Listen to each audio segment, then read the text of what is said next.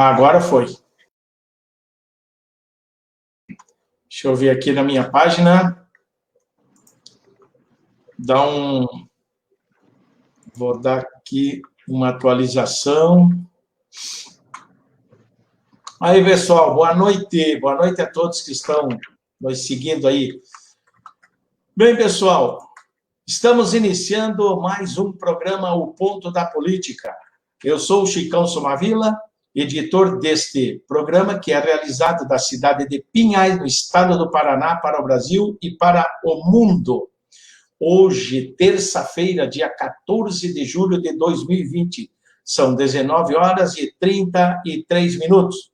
Este programa é transmitido simultaneamente pela Rádio FM Nova Pinhais, né, o prefixo 87.9. E lembro que o áudio todas as quintas-feiras, às 11h30. E a FM Nova Pinhais vem liderando a audiência pelos rádios net há alguns meses já. E hoje a nossa pauta, nós vamos falar sobre instituições políticas e de Estado e também do governo Bolsonaro. E para falar sobre estes importantes assuntos, diretamente da cidade de Joinville, Santa Catarina, está Adalto Silveira, que é sociólogo e mestre em sociologia pela Universidade Federal de Santa Catarina, doutor em sociologia pela UFP, com estágio doutoral na Universidade de Los Lagos, Osorno, no Chile. E é também professor na UniOeste, né? E o espaço, como eu sempre digo, o espaço é aberto e democrático. Participe você com perguntas, observações, críticas ou sugestões. Olá, professor Dalto, boa noite, seja bem-vindo ao programa. Tudo bem com você? Boa noite, meu caro Chicão. Boa noite ao teu público que nos acompanha aqui. É uma imensa satisfação estar contigo, dividindo esse programa, trocando uma ideia, trocando um papo aqui sobre a conjuntura brasileira, os problemas políticos e econômicos e os dramas atuais, né, que nos assolam e nos pedem um bom grau de crítica, nos pedem boas ações organizativas. Enfim, estou aqui pronto para a gente conversar e trocar uma ideia sobre esses assuntos que você mencionou no início da tua fala. Então, é um prazer enorme e estou aqui ao dispor, né? Assim que precisar, estamos sempre dispostos aqui. Legal, legal. E eu quero agradecer ao Marcelo Marcelino também, que me indicou a sua pessoa para a gente fazer esse contato, enfim, né? E deixa eu ver aqui, nós temos o Dinho Abreu. Boa noite a todos. Boa noite, Dinho. Obrigado pela presença aí. O Dinho, Vitor Hugo também. Legal, um grande abraço para você. Obrigado, os novos amigos que a gente tem aí pelo virtual, né? E é uma satisfação grande. Boa noite, professor Dalto, está dando o Dinho aí. Legal? E então nós vamos seguindo aqui, vamos para a nossa pauta, né? Para a gente esquentar os tamborins, professor Dalto, a pandemia que o mundo vive, enfim, claro, pandemia mundial, a pandemia que vivenciamos trouxe à luz do dia que alguma coisa está fora do eixo, né? Por exemplo, sobre o modo de produção no mundo e nas relações internacionais, né?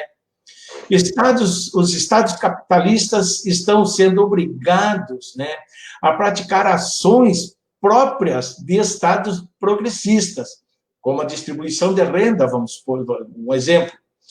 E em março deste ano, eu pesquisei, o jornal El País trouxe assim eu peguei um leve comentário do El País sobre uma fala do Sarkozy. Em 2008, né, o então presidente francês Nicolas Sarkozy, ele declarou que a autorregulamentação para resolver todos os problemas acabou. Ele disse na época, precisamos refundar o capitalismo, porque estamos próximo da catástrofe. Então, em cima dessas declarações, eu pergunto se você concorda com a colocação de Sarkozy sobre a necessidade de refundação do capitalismo E, na sua opinião, o modo de produção no mundo tem saída fora do sistema capitalista? E uma terceira pergunta em uma, né? O capitalismo está sob ameaça, como Sarkozy dá a entender na colocação?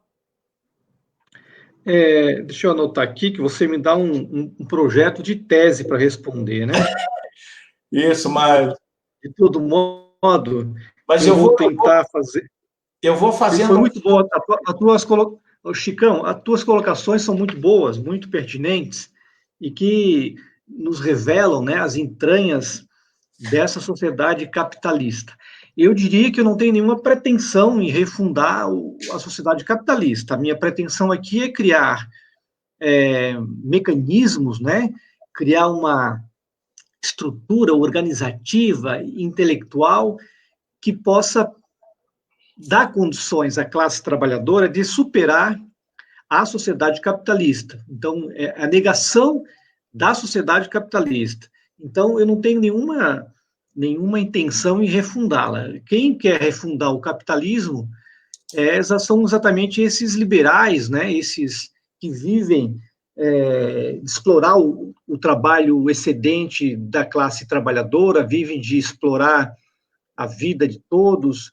E isso foi muito claro agora com essa pandemia, né? Nós vimos que na pandemia esses governos que representam os interesses da classe trabalhadora, né, dessa classe dirigente, como dizia Vieira Pinto, esses governantes o que fazem e seguem fazendo é empurrar essa massa trabalhadora diariamente para o mercado de trabalho, porque a refundação, digamos assim, né, a revitalização ou a tentativa de normalizar o mercado de trabalho, o sistema produtivo, o que consiste a sociedade capitalista, desculpa, é o interesse deles. Então, você percebe que, em meio à pandemia, o que fazem esses governos, né, é isso, né, é mostrar que sem a apropriação do trabalho excedente da classe trabalhadora,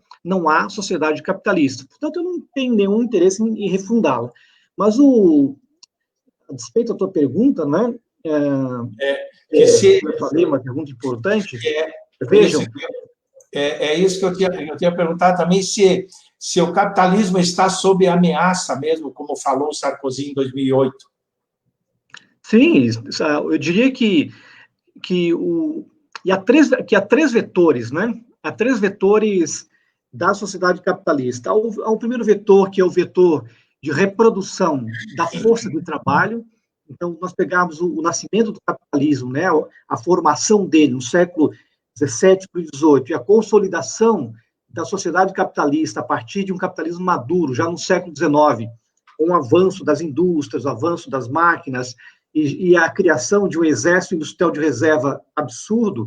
Então, nessa fase do século XIX, nós temos já a reprodução, que é o primeiro vetor, a reprodução da força de trabalho, e a reprodução também da mais-valia, ou seja, do lucro dos capitalistas. Então, a formação de um capitalismo maduro, esses dois vetores já estavam colocados no século XVIII para diante. Mas nós temos um terceiro vetor da própria sociedade capitalista, que é o vetor da negação da sua própria existência. Então, o capitalismo é um cachorro que morde seu próprio rabo. O evolver das forças produtivas, o evolver das suas condições objetivas, também é, ao mesmo tempo, a sua própria negação.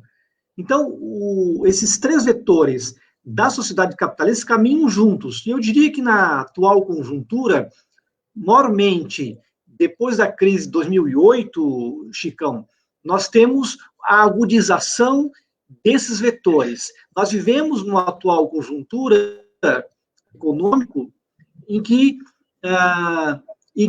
é marcada pela impossibilidade geral dos homens, sob o manto do capital, reproduzir a sua existência.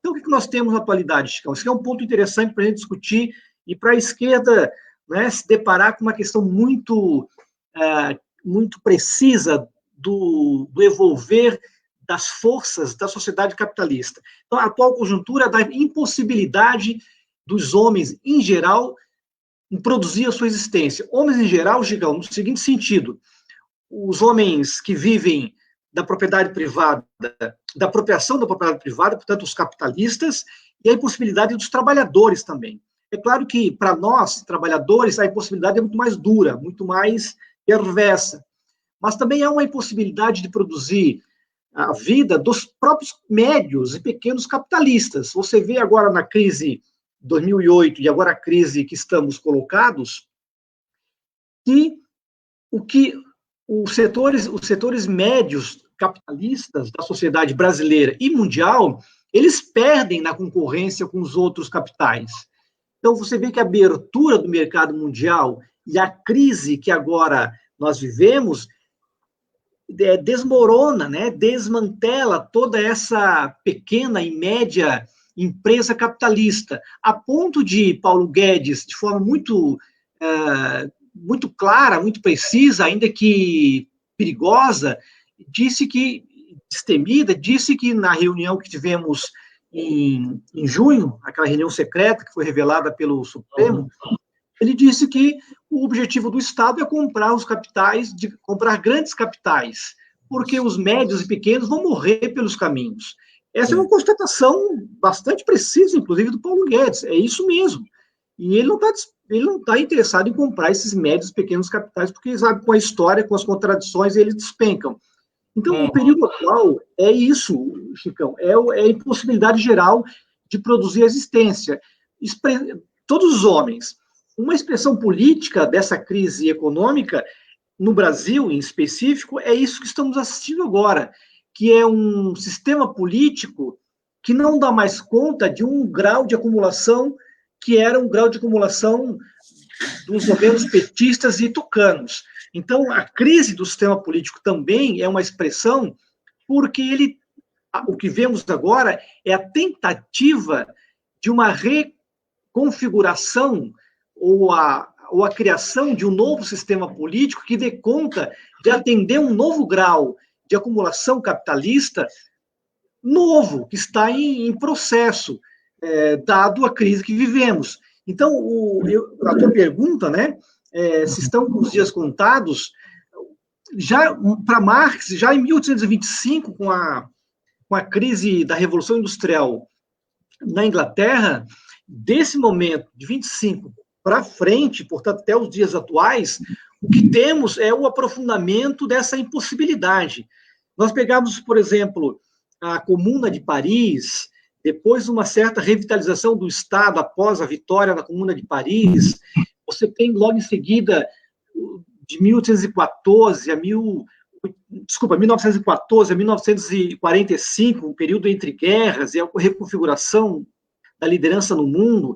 Depois você tem outra crise em 73, que é a crise do petróleo, depois a queda da União Soviética. O que eu quero dizer com isso? Que o mundo passa por diversas crises que já é a expressão dessa impossibilidade. Cada crise que nós vivemos agudiza esse processo.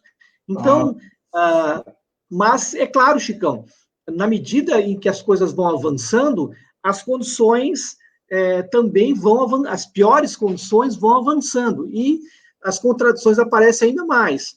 Então, eu diria que sim, é um momento dramático, porque nós não temos, a classe dominante, né, não encontra mais saída para o seu negócio, ou melhor, a saída que encontra é uma saída muito mais dura, muito mais violenta, em que põe milhões dentro desse vale de lágrimas, ou agora dentro desse vale de mortos, porque a morte se tornou algo assim corriqueiro, você mata... O capitalismo estaria, então, a caminho da falência, mais ou menos isso. Não, eu não afirmaria dessa forma, Chicão, né? Porque nós temos que entender as forças internas que organizam a própria sociedade capitalista. Eu diria que a natureza da própria sociedade capitalista, ela é uma natureza que tem esses três vetores que eu falei para você, que é o vetor da reprodução da força de trabalho, da reprodução do próprio lucro da sociedade capitalista, portanto, a reprodução da própria sociedade capitalista e a negação dela mesma. Esses três vetores que compõem aí um nexo, relações e mediações muito bem definidos, eles caminham. Eu não te afirmaria, porque me parece que a tua pergunta revela a seguinte questão. A pergunta foi baseada na declaração do Sarkozy, né? Não, sim, você está correto. Mas tranquilo. Você está correto, Chicão. O que eu quero dizer é que o Sarkozy, ele percebe isso, mas ele tenta restaurar o capitalismo. Isso. Então, na visão dele, o capitalismo não vai morrer, ele vai apenas ter outras formas, eu diria. Se reorganizar. Isso, quer dizer, eu quero dizer que que nós temos que criar formas para superar o capitalismo, porque a sua própria natureza, a natureza da contradição interna, né? E eu acho que é nesse sentido, Chicão. Perfeito. Deixa eu ver aqui mais alguém que chegou agora aqui. Odinho Abreu. Márcio Postman defendeu Postman, no pós-pandemia medidas contracíclicas no pós-capitalismo, moedas comunitárias que seriam trocadas pela troca de trabalhos e serviços sociais no cenário de desemprego, cooperativas e bancos populares. O que você acha dessa sugestão? Deixa eu ver aqui mais um. Boa noite, meu amigo Chicão. Estou te seguindo sempre, o Reginaldo Otávio Portes, lá de Camboriú. Antes de você responder ali, deixa eu passar aqui para uma outra pergunta aqui, porque você tem um tempo, né? Você tem aula logo mais, é isso, né? Não, podemos levar até 8h30, Chicão, não tem nenhum problema. Então tranquilo, então beleza. O seguinte, para a gente entrar mais também sobre o Estado, governo e nação, né? O Estado, governo e nação, eles são assim uns termos que se entrelaçam, digamos assim. Porém, muitas pessoas ainda pensam ou acreditam, né, por causa disso, dessa confusão, que este trio aponte ou signifique a mesma coisa, o Estado, o governo e nação. Mas é óbvio que cada um tem lá suas concepções e importância, pois, enfim, são instituições diferentes. Eu pergunto aqui, qual a concepção ou definição do Estado, de Estado, governo e nação? Bom, Chicão, o Marx, em 1856, envia uma carta para Anenkov, em que ele fala sobre isso, né? Ele vai discutir com Anenkov os equívocos de Proudhon sobre a propriedade privada, sobre a concepção do Estado e a superação do Estado. E Marx, nessa carta, diz que o que seria um Estado, né? E o que seria uma sociedade civil, para que eu entre no tema dos governos. Marx vai dizer o seguinte, Chicão, que para se entender esses dois elementos, você primeiro tem que entender que um determinado desenvolvimento da história ou das forças produtivas criam um tipo de comércio, um tipo de consumo e um tipo de mercado. Você concebe esse tipo de mercado, consumo e produção, e você tem um tipo que ele chama um tipo de sociedade civil. E ao se deparar com essa sociedade civil, você tem um tipo que ele chama de Estado político, que nada mais é do que um sistema político, né, dentro de uma organização política dentro dessa sociedade civil. Então, o Estado, Chicão, essa organização política que nasce junto com a sociedade capitalista e que configura as relações sociais de produção capitalista.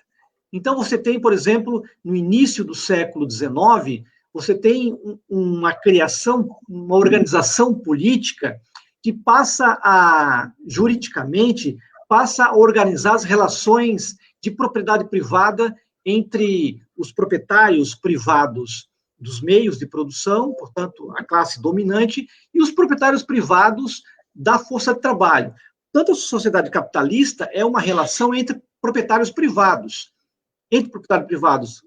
né, dos meios de produção e matérias-primas, enfim, e aqueles que vendem a sua força de trabalho para esses. E o Estado seria esse espaço, né, essa organização, digamos assim, esse órgão que chancela, que organiza politicamente essas relações sociais da sociedade capitalista. Então, eu diria que essa definição, Chico, é uma definição bastante bruta, mas bastante precisa do que nós entendemos por Estado moderno. Né? Esse Estado moderno, Chico, ele apresenta uma forma política, que é uma forma política moderna, capitalista, ordenada pela reprodução do lucro. A sociedade capitalista ela é organizada pelo lucro. Né? Então, você tem as instituições políticas que dão sentido, que organizam essa forma política estatal da sociedade capitalista. Os governos são outras coisas. Um governo é aquela organização, vamos chamar assim, ou aquela instituição que, por um determinado tempo, aí varia da história, ele é responsável por executar as ações dessa sociedade. Então, vamos pegar um exemplo bem básico, para a gente não fugir dessa nossa leitura aqui e tentar entender a conjuntura atual. O governo Bolsonaro, por exemplo, Chicão, ele é um governo que atua dentro do Estado político e é um governo que é a expressão dos interesses da classe dominante brasileira. O governo Bolsonaro, por natureza, ele organiza, ou ele governa o quê? Uma chamada coesão burguesa. Uma coesão burguesa que, em 2015, tomou o Estado como assalto, não é? E eu vou trazer aqui uma definição de Florestan Fernandes, que realizou um pacto pelo alto, né, que é uma conspiração, digamos assim, uma conspiração das facções da classe dominante, em que tem o povo como vítima. Então, é uma organização todas as facções de classe em torno de um projeto, porque já não conseguem mais ter uma colaboração de classe com o povo. Então, o governo Bolsonaro, ele é a expressão, diria, mais acabada dos interesses, ele governa, né, a expressão mais acabada, esse governo mais acabado, dos interesses dessa classe dominante. Nem todo governo é, por natureza, a expressão da classe dominante. Ela pode ser a expressão desse pacto social que envolve as duas classes. No caso do Bolsonaro, a minha leitura é que ele é um governo que representa de forma bastante precisa esses interesses da classe dominante que fizeram um pacto pelo alto a partir de 2015. Veja, Chicão, quando eu falo 2015, eu falo já no segundo mandato da presidente Dilma, tá certo? E aí, se você quiser, pode discutir isso daqui a pouco mais. Isso, mas, exatamente. É isso, quer dizer, nós vamos falar mais sobre o governo Bolsonaro mais adiante. Antes, eu quero ler aqui a Sandra Bonato, do grupo de reggae, aqui do litoral paranaense, está nos prestigiando, lá da cidade de Matinhos. Ela dá boa noite aqui, ó. Boa noite, Chicão, Somavila e Dalto. Legal, muito obrigado. Um abraço para a tribo, do Mato aí. Um grande abraço para vocês. Eu entrevistei eles esses dias atrás aí, foi muito legal. E temos também aqui a presença, né, do nosso amigo Evandro Martini, lá da Itália. Ele está sempre aí conosco também, sempre participando, enfim, né? E isso que eu queria dizer, se pudesse definir também as responsabilidades do Estado e as responsabilidades de governo.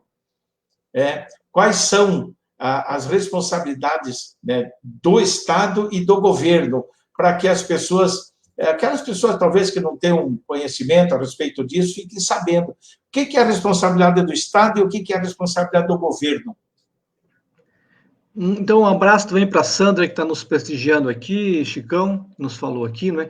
Veja, Chicão, no caso, o governo Bolsonaro, ele, por ser governo, ele tem um projeto de governo, né? E o projeto de governo do Bolsonaro é o projeto da classe dominante. Então, nesse sentido, o governo Bolsonaro não realiza, digamos, vamos botar dessa maneira o tema, ele não realiza todos aqueles interesses ou todas aquelas funções, como você fala, que o Estado deveria realizar. O Estado, ele é a síntese dessas contradições sociais. Portanto, o Estado é o espelho da sociedade civil, já diria Marx. E se ele é o espelho da sociedade civil, se ele representa os interesses da sociedade civil, e a sociedade civil é, por formação, uma sociedade que é a expressão, né, das contradições de classes, portanto, dos conflitos de classe, esse Estado teria que, e de alguma maneira ele consegue, de realizar as atividades para a classe trabalhadora e as atividades para a classe dominante.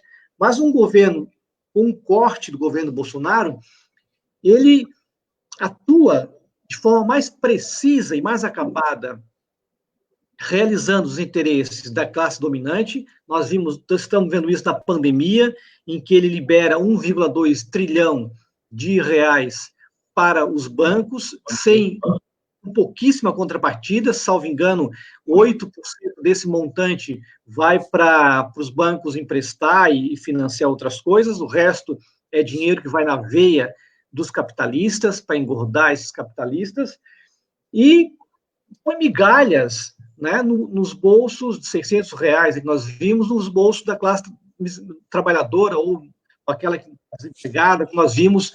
Ele disse que são os invisíveis, né, quase 51 milhões de invisíveis. Então, ele exerce, eu diria que o Estado teria essa função, né, de dar conta da sociedade como um todo. Mas um governo desse corte, o que ele faz? Ele dá mais sentido nas suas ações à classe dominante, enquanto que para a maioria da população ele investe migalhas, ele libera migalhas. Tem sido a tônica, Chicão, dos governos, claro, uma diferença aqui, outra acolá, uma melhor aqui, outra e pior ali, mas desde a 4 o que nós estamos vendo é isso. E eu diria que nos países mais atrasados, com economia mais frágeis, né, com a riqueza menos avançada, vamos colocar assim, né, desenvolvimento material menos avançado, nós temos essa tônica, né, nós temos a seguinte questão: são governos alinhadíssimos com os interesses da classe dominante, não que na Europa não seja, não nos Estados Unidos não seja, não é isso, é que lá o chamado estado de bem-estar social, né, aquele estado de melhorias para a vida da classe trabalhadora foi mais avançado. Por essa razão, eles alcançaram um nível, né, de vida que não se compara aos países atrasados, mas, em geral, é assim, né? Desde o século XIX, a gente vê que os governos liberais, eles atuam dessa natureza. Por isso, a necessidade de construir um governo que seja a expressão dos interesses da classe trabalhadora. Mas aí é um assunto para a gente discutir com mais calma, né, em seguida. Deixa eu ver aqui. Odair Rocha, uma boa noite a todos e aos senhores, um abraço do Negro. O Nego aqui é o Odair Rocha, pré-candidato a vereador aqui em Pinhais, hein, Odair? É isso aí, tá fazendo o merchandising aí. Pois nós já vamos entrar daqui a pouco novamente, né, assim, eu digo, mais a fundo na declaração do Gilmar Mendes, no governo Bolsonaro, e falando aqui ainda de Estado, governo e nação, né? O que são e quais são as instituições políticas que compõem o Estado democrático, vamos supor? Depois vamos partir para a pergunta do Dinho Abreu aqui. Então, o que são e quais são as instituições políticas que compõem o Estado? Ô, Chicão, nós vamos traduzir isso eu diria, em 3 grandes instituições e os seus desdobramentos. Nós temos uma chamada instituição política, né, que atua dentro de uma forma política capitalista, que é o executivo, outra instituição política chamada o Congresso, ou o Parlamento e o Senado, e uma outra instituição política que é o Judiciário, que compõe, né, os poderes institucionais da República. Essas três instituições organizam, né, organizam o Estado político de um determinado país.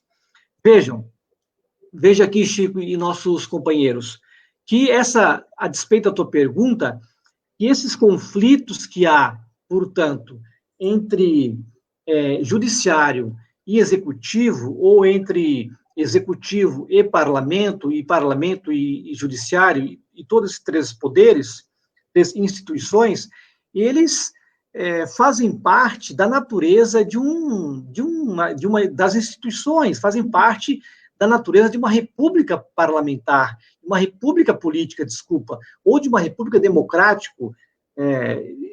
Nós não podemos aqui acreditar que esses conflitos entre Gilmar Mendes e o Executivo, no caso do Ministério da Defesa, o Exército, como ele falou, né, e o Fernando Azevedo se pronunciou ontem, nós não podemos achar que isso é algo de outro planeta e que isso vai ser o fim do judiciário, o fim do executivo. Não se trata disso. Desde o século XIX, nós pegamos aqui o livro chamado Lutas de Classe, na França, um livro que Marx escreveu em 1848, analisando as revoluções de 47 e 48 na França, em Paris. Ele fala claramente que esses conflitos entre poderes, eles correspondem à natureza dos poderes. Aqui no Brasil, um sociólogo chamado Azevedo Amaral, talvez o sociólogo mais bem preparado da primeira metade do século passado, que fez uma brilhante análise sobre a Revolução de 30 de Vargas, escreveu o livro de 34, chamado Brasil na Crise Atual. Ele chama esses conflitos entre os poderes de conflitos mesquinhos, né? Porque se trata de conflitos mesquinhos. Então, vejam, hoje é um conflito entre Gilmar Mendes e o Exército. Ontem era entre Bolsonaro e Alexandre de Moraes. Anteontem era entre Bolsonaro e os governadores. O ano passado era entre Bolsonaro e o Maia. Eu me lembro aqui que em 28 de abril do ano passado, o Dias Toffoli, que é o atual presidente do Supremo, chamou os 4 presidentes dos poderes para uma reunião. E lá eles criaram o Pacto pelo Brasil. O Bolsonaro assumiu o poder em janeiro do ano passado e saiu tensionando todas as instituições, saiu tensionando forte, né? Que era o lema da campanha dele, né?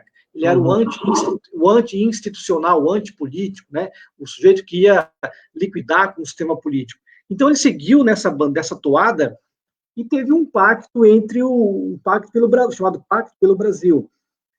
Então, hoje, esses conflitos, eles se mantêm. Nós temos que olhar também, aí teria que ter mais cuidado no que eu vou falar, que é uma análise que nós temos que aprofundar, mas esses conflitos também servem como instrumentos para legitimar o sistema político brasileiro. O sistema político brasileiro está em frangalhos, ele está se desmantelando, ele já não mais organiza, né, a República Brasileira, ou melhor, organiza dessa forma bastante complicada, bastante complexa, né?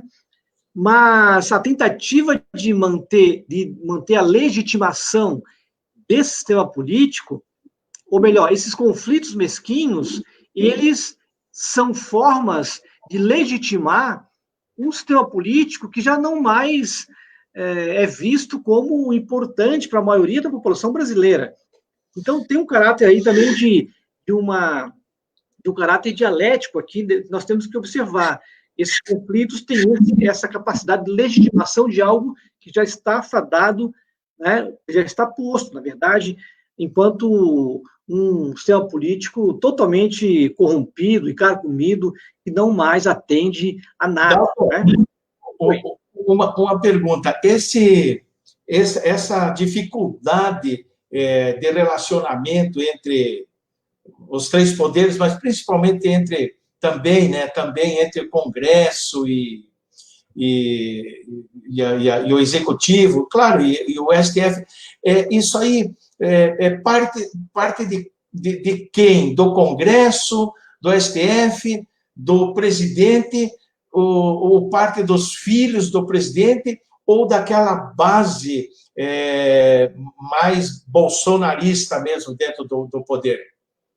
Veja, Chicão, quando eu falei lá no início que o Pacto pelo Alto é uma conspiração das frações de classes dentro de uma conspiração das frações de classe dentro de um projeto que põe o povo para escanteio, digamos assim, né? Cria uma guerra de classes contra o povo.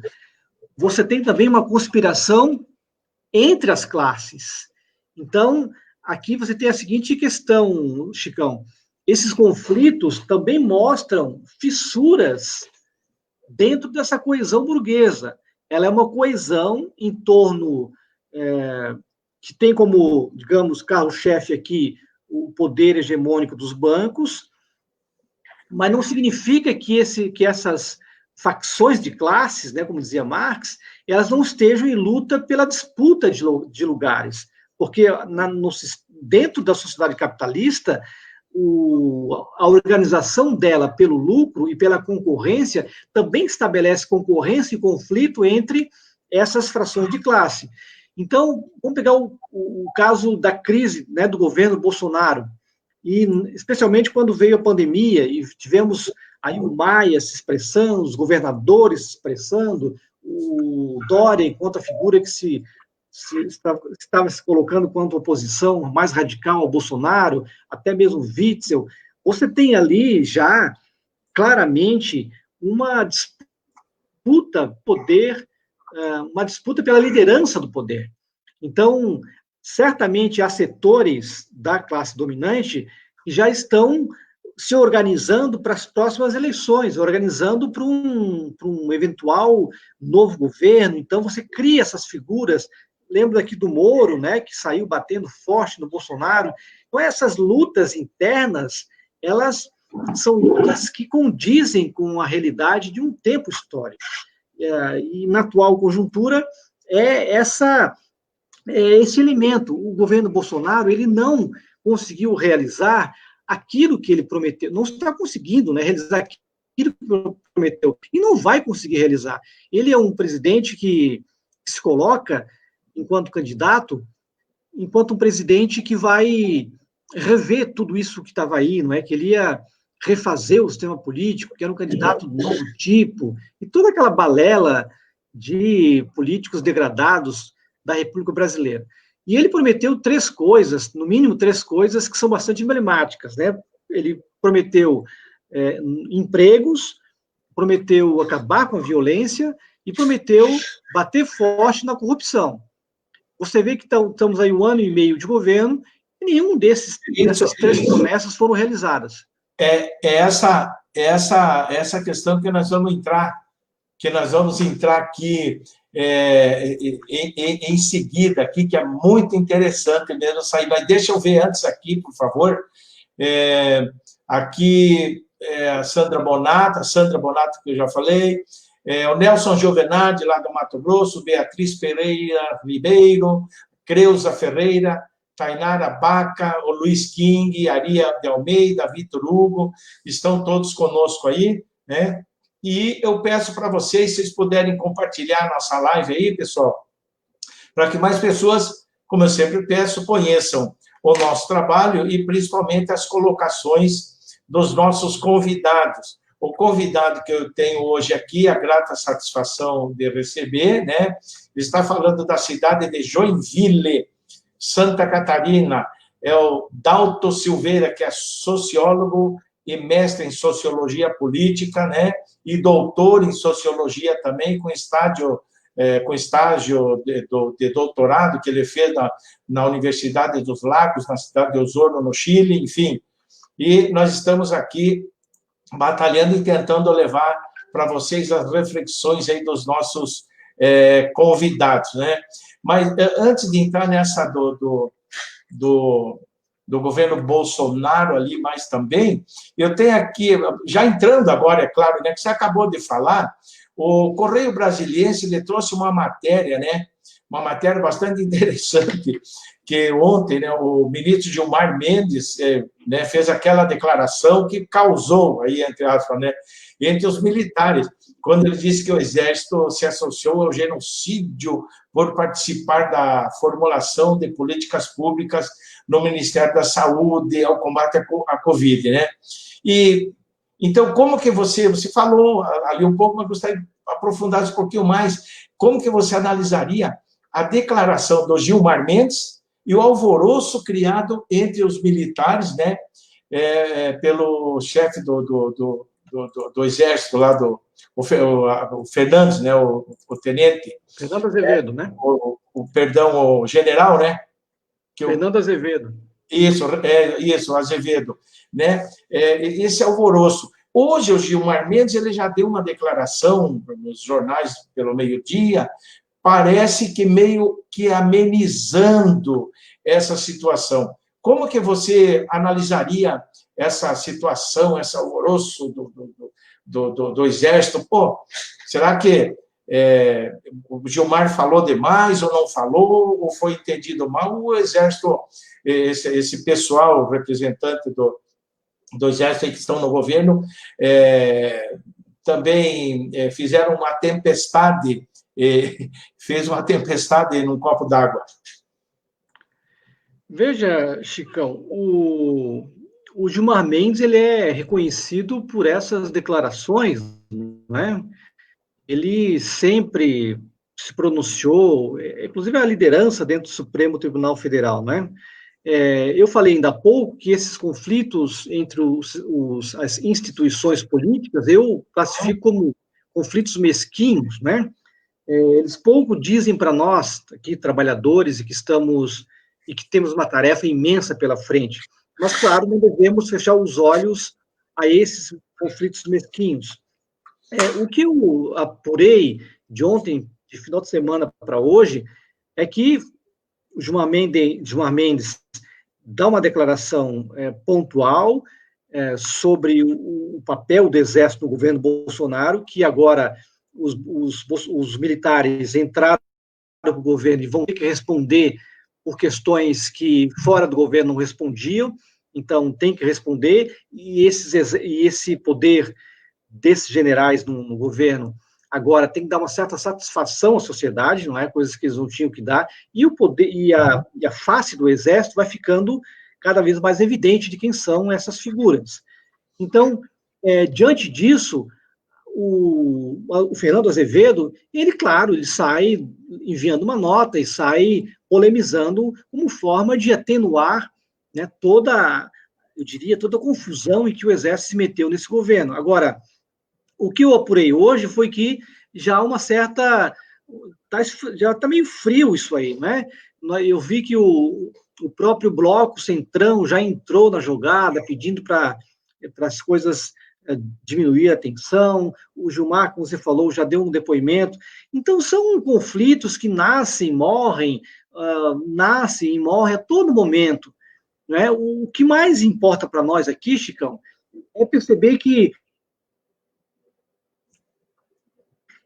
já não mais consegue voltar para uma certa normalidade liberal que foi a tônica, digamos assim, não é? A tônica de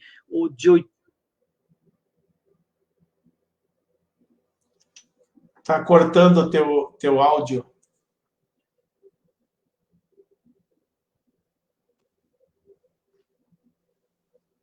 Tá cortando o teu áudio. Aí, agora voltou. Perdeu alguma coisa, Chicão? Você estava começando a falar aí, né, sobre essa situação entre o Gilmar Mendes e o Exército, essa declaração. Eu não sei onde eu parei, mas o que eu estava finalizando com a minha reflexão é que, a despeito da importância de ficar atento a todos esses conflitos, o que nós temos que é que esses conflitos mesquinhos, né, eles nascem e morrem a todo momento. Ora é o Gilmar Mendes, ora é o Exército, ora é o Bolsonaro, ora é o Maia, governador. Então, esse vai e vem, morte, esse nascimento e morte, fazem parte, né, dos conflitos mesquinhos da República. Isso tem que estar claro. E fica atento ao que eles nos apontam, as contradições, mas o que tem que ficar claro é isso. O outro elemento é que, aí me parece muito mais preciso, é perceber que esse sistema político, ou Estado político, como dizia Marx, ele já não mais consegue garantir, organizar a sociedade. Então, há uma profunda crise no sistema político, um sistema político que não se renova, um sistema político que não volta, digamos, vamos pensar na normalidade de 94, segundo mandato do Lula, em que havia o ideário liberal de que você podia se candidatar, ser eleito, ser votado, aí se havia uma demanda social, os movimentos se organizavam, lutavam por direitos, conseguiam direitos, tudo dentro da lógica liberal. Essa certa normalidade liberal, ela está liquidada, né? E aí esses conflitos fazem parte desse momento de transição desse sistema político para uma coisa nova que não está pronta ainda. Mas o que tudo nos mostra, Chicão, é que essa transição do sistema político, ela será muito mais violenta, muito mais dura. Será o que o Rui Mauro Marinho chamou de guerra revolucionária, que é uma luta fatal, digamos assim, entre a classe dominante e a classe trabalhadora. Então, é isso que importa para a nossa análise nesse momento, do que ficar vendo o que falou Gilmar, o que falou né? Aqui é o Marcos Lazarevitz, nobre amigo Chicão, estamos juntos. É isso aí, um grande abraço para você aí também, obrigado pela presença. Legal. Agora, uma situação bastante importante aqui. A plataforma de campanha de 2018, claro, do então candidato a presidente da República, Jair Bolsonaro, contemplava propostas que iam da educação, saúde, até a política externa e meio ambiente, certo? E ele, como se falou agora há pouco também, ele já ocupa a cadeira de presidente há 1 ano e meio. E eu peço para fazer uma análise sobre o governo Bolsonaro e se ele está cumprindo essas promessas feitas. Eu tenho algumas aqui, por exemplo, na educação, sendo bem rápido aqui, não admitir ideologia de gênero nas escolas, incluir a disciplina de educação moral e cívica, organização, o SPB, etc., etc. E, rapidamente aqui, na educação, né, na segurança, reformular o Estatuto do Desarmamento, defender o direito da posse de arma de fogo para todos e tal. Na política de direitos humanos, manter a família, manter Bolsa Família e combater fraudes no programa, né? E ele fala que não demarcar mais nenhum milímetro de terras indígenas e falou sobre, criticando o Estatuto da Criança, o ECA, né? Que tem que ser rasgado e jogado na latrina, é um estímulo à vagabundagem. Isso é uma matéria que saiu, claro, na BBC, que afinal foi o programa. Claro que a economia e emprego, deixar para trás o comunismo e o socialismo e praticar o mercado livre, e está fazendo. Política da corrupção, não realizar uma nova constituinte, para a desautorização do que havia dito, enfim, encaminhar para aprovação do Congresso as 10 medidas contra a corrupção proposta pelo Ministério Público Federal, não fazer indicações políticas para cargos públicos, está na proposta de governo dele, cortar o ministério e nomear pelo menos 5 generais como ministros, ele está nessa, ele está indo, né? E extinguir o Ministério das Cidades e mandar dinheiro diretamente para o município. E sobre o meio ambiente, aqui, sepultar o Ford de São Paulo, fazer negócio com todo mundo, sem viés ideológico, dar prioridade às relações comerciais com nações como Israel, não com a Venezuela. E não vou ler tudo aqui, que é muita coisa, né? Muita coisa. Mas como é que dá para analisar uma coisa dessa? E antes eu quero ler aqui uma mensagem aqui do Nelson Juvenal. Boa noite, Chicão. Quanto à declaração do Gilmar Mendes, ele tem razão. Generais da ativa do Exército jamais poderiam trabalhar com o presidente da República. O Exército tem que ficar fora da política. O Exército tem que fortalecer a democracia. Enfim, né? Mas essas colocações também, se der tempo, depois a gente responde essas duas aí. Sim, claro. Então, que análise que dá a fazer, então, das propostas do governo, do então presidente, e hoje as ações do presidente no poder? Veja, Chicão, tem propostas dessas que ele não consegue realizar, ou realiza pela metade, parcialmente, dada a complexidade da política. Mas eu vou aqui fazer uma classificação de 3 áreas em que 2 delas ele avança muito bem. Muito bem, eu não estou elogiando o Bolsonaro aqui, estou dizendo que o que ele se propõe, ele conseguiu realizar. Né, não estou aqui defendendo o Bolsonaro de modo algum, estou dizendo que o projeto político dele conseguiu realizar essas tarefas. Veja, no plano da política externa, o que para nós é muito perverso, deixa claro, né? No terreno da política externa, ou melhor, dele, o ano passado, na política externa, ele realizou 4, 5 atividades que mostram bem para onde ele estava apontando. Né? Você pega, por exemplo, o alinhamento com os Estados Unidos. A primeira viagem que ele fez fora do país foi para Washington e se reuniu com o Trump. Né? E aí ele já estabelece a política externa brasileira, muito bem acabada, alinhada aos interesses de Washington, e já define a base de Alcântara como uma área, né, que também poderia ser usada pelo poder militar dos Estados Unidos. Em seguida, ele vai a Israel, em abril de 2019, no ano passado, e estabelece também uma relação muito próxima com Israel. Tudo isso ele havia dito na campanha dele. Em seguida, ele vai ao Chile e participa de uma coesão liberal conservadora com os governos mais alinhados ao governo dele, Chile, Peru, e, salvo engano, Argentina, na época, que era o Macri, né? E estabelece o ProSul, né? Que é um grupo alinhado a esses poderes dos Estados Unidos, alinhado ao ultraliberalismo. Então, a política externa dele já desenhou nos primeiros 100 dias do governo. Depois você vem no terreno econômico. Ele consegue aprovar uma reforma da Previdência que, a despeito do que queria Guedes, 1 trilhão e 200 bi, ele conseguiu quase 900 bilhões. E aprova um conjunto de contra-reformas trabalhistas, mantém o sistema muito bem acabado da dívida pública, liberação econômica, aprova uma série de contra-reformas que liquidam com a vida da maioria da população brasileira. No terreno político, ele segue aquela velha toada dele de quê? De tensionar as instituições.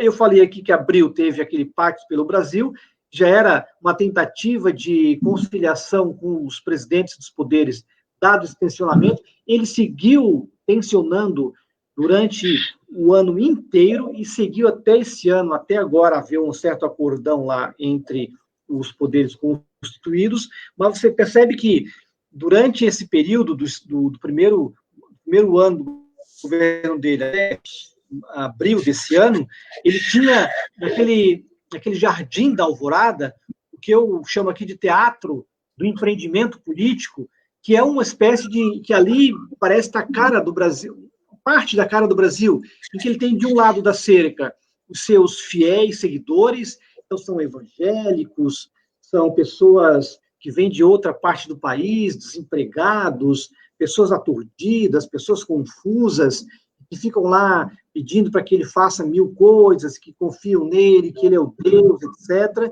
E tem do outro lado da cerca a chamada institucionalidade moralista brasileira, ordeira, das instituições, da mídia em geral, que representam as instituições, que querem um Brasil melhor, aquele papo liberal de quinquilharias liberais. Então, você vê que no governo Bolsonaro, nessas 3 áreas, ele seguiu com um poder, seguiu avançando. Mas, claro que há áreas do governo dele que não consegue realizar. Isso está muito claro agora na pandemia. Mas o que eu quero chamar a atenção é que o governo Bolsonaro é um governo muito bem definido nos seus interesses. Ele é um governo da classe dominante, é um governo contra nós, um governo contra os trabalhadores. Então, a leitura da esquerda não pode ser uma leitura de uma retomada de uma democracia em abstrato, de uma democracia que já não dá mais conta dos dias atuais. Então, a compreensão desse tipo de governo, que não é só um governo, aí eu finalizo com isso, Gicão, não é só um governo confuso, não é só um governo que, como chamo, desgoverno, eu não classifico como desgoverno, é um governo da classe dominante, num período histórico de uma luta de classes muito acirrada. Então, ele é a despeito do modo dele de falar, a despeito dos ministros horrorosos que ele tem, a despeito das chacotas, do modo truão com que ele se relaciona com a mídia, do modo truão com que ele se relaciona com todos, a despeito disso, que é tudo verdade, ele é um governo com alinhamento ultraliberal, comandado pelo Paulo Guedes, comandado pelos bancos, muito bem definido. Então, é em cima disso que eu queria responder a tua pergunta. Há questões do governo dele que ele não consegue realizar, como eu falei, porque choca com alguns interesses dentro do Congresso, dentro do Judiciário, né? Mas eu diria que a linha racional do governo, a linha racional no sentido econômico, é uma linha muito bem definida e que ele está tendo avanços. Se pegar, por exemplo, o que o Paulo Guedes tem aprovado, dá o tom do que eu aqui estou afirmando, Chicão. Uhum. Perfeito. Professor Dalton, nós estamos aí já com 1 hora, são 20 horas e 29 minutos, estamos chegando ao final aí do nosso bate-papo, né?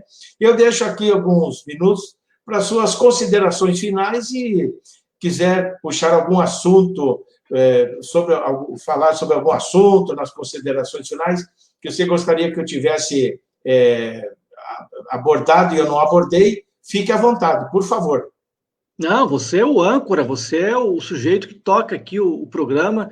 Eu te parabenizo pelas perguntas, parabenizo pela condução do programa. É claro, deixamos de trabalhar vários outros pontos da conjuntura, não é? Ficamos presos, o que é muito importante para o teu público e para em geral quem vai ver esse programa, as questões estruturais do Estado capitalista e do Estado brasileiro, né? O que ordena o Estado, as instituições políticas, coisas que eu venho estudando há muito tempo, a natureza do Estado, o que é a sociedade capitalista e como o governo Bolsonaro se expressa nisso. Tudo isso é importante, Chicão. Então, eu te agradeço pelo convite e me coloco à sua disposição para qualquer outra intervenção. E também um abraço, né, ao teu público, ao meu camarada Dinho e também ao meu camarada Dobloton pela presença e parabéns pela condução e seguimos em frente, né? Vamos forte, que eu diria que o cenário só vai se agudizar. Eu diria que vamos ter períodos duros pela frente e que aí nós podemos discutir um outro momento o papel da esquerda diante dessa conjuntura que vai se acirrar nesse final do segundo semestre, no ano que vem, e o nosso horizonte inteiro pela frente, qual é o papel da esquerda diante disso. Então, eu te parabenizo por tudo isso e estamos aqui, Chicão.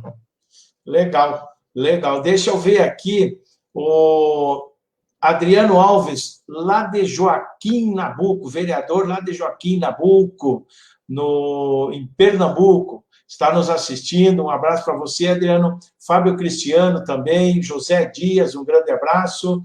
A gente agradece bastante a presença de todos vocês aí. Deixa eu ver. Um abraço para Pernambuco, Chicão. Tá, olha aqui, ó.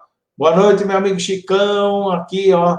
E o professor Dalton, Adriano Alves, lá de Pernambuco, está nos prestigiando aí. Vitor abraço, Hugo, Adriano. grande Dalton. E numa próxima, já estamos chegando ao final aí, né? E eu agradeço imensamente a tua predisposição em conceder essa entrevista, esse bate-papo, e vamos falar mais vezes aí, dependendo da tua agenda, da tua possibilidade. Ok, Dalton? Eu agradeço muito, e a todos vocês que estiveram conosco até agora, um grande abraço. E, evidentemente, pelo tempo, o entrevistado ele tem que fazer realmente um resumo daquilo, porque senão ele poderia ficar falando 2 horas aí sobre isso, né? Mas é isso aí, então. Um grande abraço a todos, um grande abraço, Adalto, e a todos vocês que estiveram conosco. Tá ok? Boa noite. Grande abraço, boa noite.